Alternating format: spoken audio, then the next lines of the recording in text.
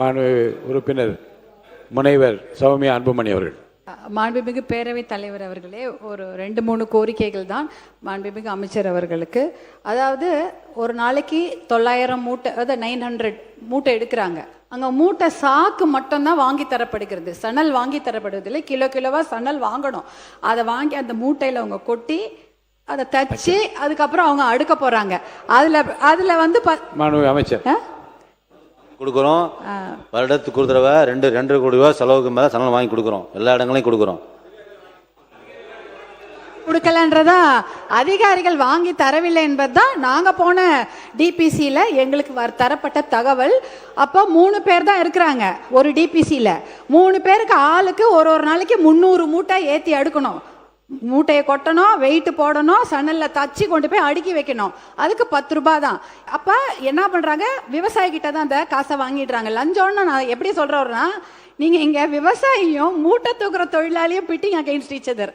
அவனும் பாவம் ஏழை, இவங்களும் ஏழை, 2 பேருக்கும் தான் இங்க பிரச்சனை. அதனால அதை ஒரு தாயிலம் கொண்டு கலையணும்னு தான் கேட்டுக்கிறோம், வேற ஒன்றும் கிடையாது. அதனால தான் ஒரு 10 ரூபாய் ஏற்றி கொடுங்கன்னா மூட்டை தூக்குற தொழிலாளிக்கு தான் இது பண்ண. ஒரு சமோசா விற்கிறவங்க கூட அவங்க பொருளுக்கு அவங்க தான் விலை வைப்பாங்க. ஆனால் விவசாயிக்கு அந்த வாய்ப்பே கிடையாது. அவங்களுடைய நிலம், அவங்களுடைய உழைப்பு, அவங்க நிலத்தில் இருக்கிற தண்ணி, மின்சாரம் இலவசம் இல்லைன்னா அதுவும் அவங்க தான் செலவு பண்ணணும்.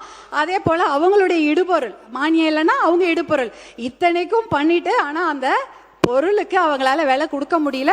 அதனால அந்த ஆணையம் மாதிரி கேரளால இருக்கிறது, 2020 அமைச்சிருக்கிறாங்க ஒரு உழவர் குழு ஆணையம் மாதிரி. அதில் உழவர்களே இருப்பாங்க. அவங்க வந்து 3 மாசத்துக்கு ஒரு வாட்டி எல்லா பொருட்களுக்கும் விலையை நிர்ணயம் பண்ணுவாங்க. வெதர் எப்படி இருக்குது, மழை பெஞ்சதுன்னா விலை ஏற்றி கொடுக்கறது, இல்லை வெயில் காஞ்சுன்னா அதுக்கேற்ற மாதிரி செய்யறது போன்ற விஷயங்களை செய்வாங்க ஏற்கனவே. அதனால அதை கொஞ்சம் நீங்க கன்சிடர் பண்ணுங்க. ஏற்கனவே வந்து பார்த்தீங்கன்னா 3332 டிபிசி இருக்குன்றது தான் கணக்கில் இருக்கு. அதை ஒரு 5000 நீங்க கோடவுன்ஸ் அதிகப்படுத்துறதுக்கு முயற்சி எடுக்க வேண்டும். அது இந்த வருஷம் 500, அடுத்த வருஷம் 1000 அப்படின்னு அந்த கோடவுன்களையும் அதிகப்படுத்துங்க. அப்பதான் நம்மளால நம்ம வாங்கக்கூடிய அரிசிகளை சேர்க்க முடியும். 120 லட்சம் டன் அரிசி தானிய உற்பத்தி பண்றோம், 80 லட்சம் டன் தான் அரிசி, மிச்சம் 40 அந்த பருப்பு, அப்புறம் கடுகு, இந்த மாதிரி நிறைய தானியங்கள்.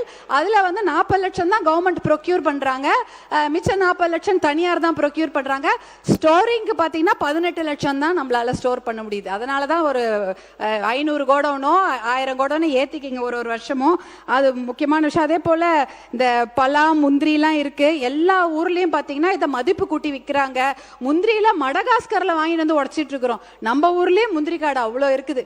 ஆனால் அந்த முந்திரியை வந்து ஏன்னா அது சொன்ன மாதிரி இந்த இன்னைக்கு முழுக்க நம்ம அந்த கருப்பரிசி பற்றி பேசிட்டு இருந்தோம். அந்த முந்திரி கூட கலர் கம்மியாக இருக்குன்னு வெள்ளை கலர் முந்திரி ஆப்பிரிக்காலேருந்து வருது. அதை தான் உடச்சி அங்கே அந்த பகுதியில் விற்கிறாங்க. பலாவுக்கு ஒரு 200 வெரைட்டி இருக்கு. இதெல்லாம் வந்து கோடவுன் மட்டும் இல்லை, இப்போ மதிப்பு கூட்டி விற்கிறதுக்கு முயற்சி எடுக்கணும். தர்மபுரியில் அதிகமாக சிறுதானியங்கள் விளைகிறது, அதுக்கும் ஒரு நல்ல வழி ஏற்பாடு பண்ணி கொடுங்கன்னு கேட்குறோம். நீங்கள் எப்படி மது வணிகத்துக்கு வந்து ஊழலை தடுக்கணுன்றதுக்காக டிபிஆர் போட்டு அவங்க அதை போய் காமிச்சு வாங்குறாங்களோ அதே மாதிரி ரேஷன் கடையிலையும் பண்ணலாம்.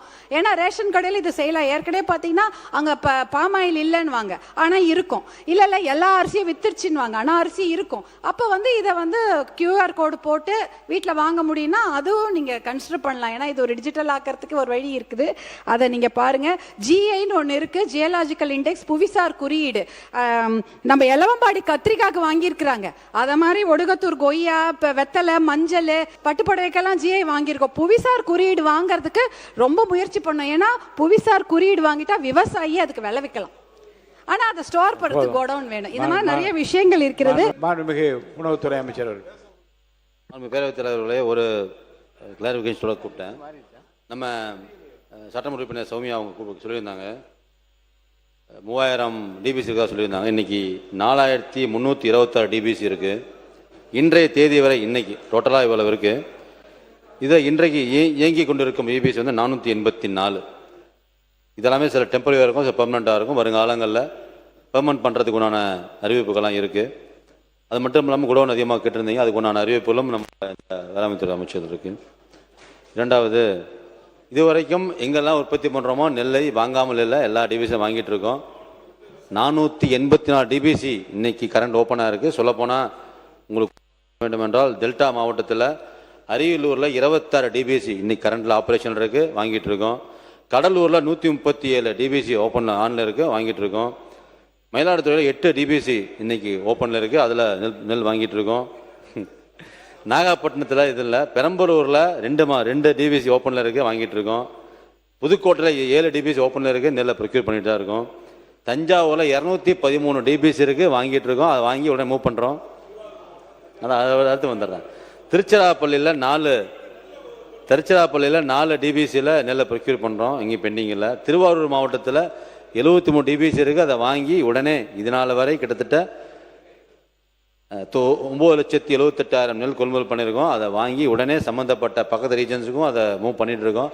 நடந்து கொண்டு இருக்கிறது. 2-3 நாட்டுக்குள்ளே அங்கே இந்த அடுத்த குருவிக்கு உண்டான ப்ரொக்யூர்மெண்ட்டுக்கும் ப்ரிப்பேர்டாக இருக்கும்.